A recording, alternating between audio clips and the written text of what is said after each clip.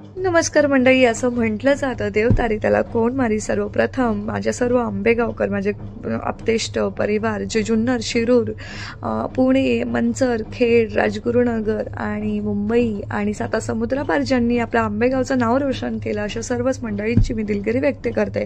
कारण आपल्या लाडक्या मुक्तादेवी व कवडदरे देवी यात्रेचा हा शेवटचा दिवस होता आणि ह्याची एन्जॉयमेंटची पोस्ट मला शेअर करायला लेट झालं, कारण माझा छोटासा ॲक्सिडेंट झाला, त्याच्यामुळे पायाला इंजुरी झाली होती आणि त्यामुळे मला पोस्ट करायला लेट झालं. मी यात्रा तर अटेंड केली आणि तुमच्यासाठी छोटे छोटे स्नॅप्स आणि व्हिडिओज काढून ठेवले होते, पण ते मला खूप लेट झालं शेअर करायला.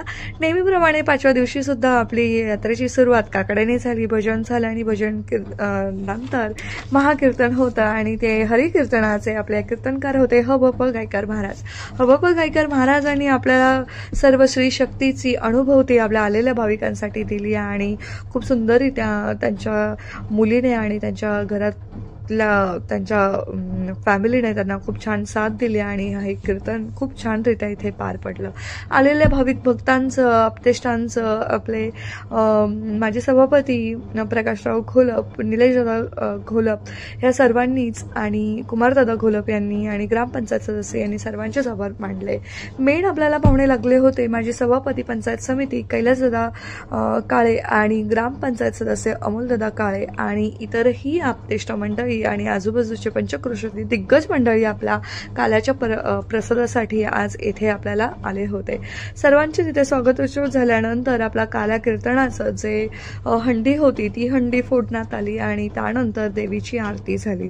आरती झाल्यानंतर देवीचा महाप्रसाद इथे ठेवण्यात आला होता आणि त्या महाप्रसादाचे आजचे अन्नदाते होते अर्णव विशाल जोशी आणि परिवार. या जोशी परिवाराने सुद्धा खूप छान रित्या आलेल्या भाविकांचे आतिथ्य केले आणि त्यानंतर आपले जे आजचे लकी ड्रॉ विनर्स होते त्या लकी ड्रॉ विनर्सला सुद्धा बक्षिसे इथे देण्यात आली. अशा पद्धतीने हा इथे कार्यक्रम हरिकीर्तनाचा महाप्रसाद संपन्न झाला. त्याच्यानंतर मोस्ट इम्पॉर्टंट म्हणजे आपला आखाडा. आखाड्याची सुरुवात अगदी लहान मुलांपासून तर मोठ्या मुलांपर्यंत झाली आणि जे विनर्स होते त्या लकी विनर्सला ओम साई मित्र मंडळातर्फे बक्षिसे इथे देण्यात आले.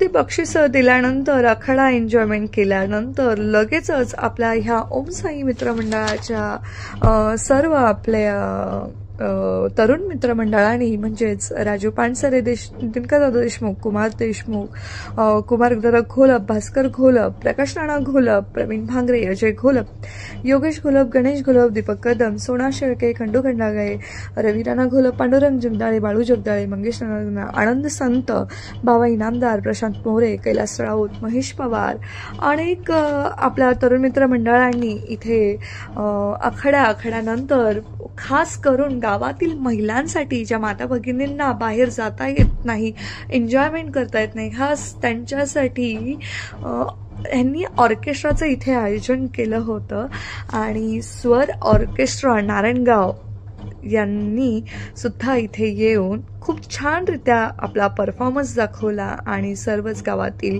महिलांनी स्वर अमृत नारायणगाव या ऑर्केस्ट्राचा इथे आस्वाद घेतला आणि सगळ्यांनीच ह्या संपूर्ण आपल्या सप्त्याच्या ह्या आठवणी आहेत, मनोरंजन आहेत, ह्या गोड आठवणी घेऊन आपल्या ह्या दिवसाची शेवट केला आणि यात्रेचाही शेवट इथे अशा पद्धतीने एन्जॉयमेंट करून झाला. तर मंडळी, तुम्हाला हा ब्लॉग कसा वाटला आणि आपल्या आंबेगावची यात्रा कशी वाटली ह्या कमेंटद्वारे मला नक्की कळवा आणि ज्यांनी अजूनही माझ्या चॅनलला सबस्क्राईब केलं नसेल त्यांनी सबस्क्राईब करा.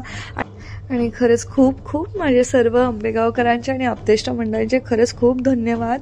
मला लवकरच रिकवर झाले कारण तुमचं प्रेम पाहून तुम्ही खूप कमी दिवसामध्ये आपल्या यूट्यूब चॅनलला खूप छान प्रकारे, माझ्या इंस्टाग्रामला, फेसबुक अकाउंटला सुद्धा खूप छान प्रकारे प्रतिसाद दिला, एवढी कमी वेळामध्ये प्रसिद्धी मिळवून दिली.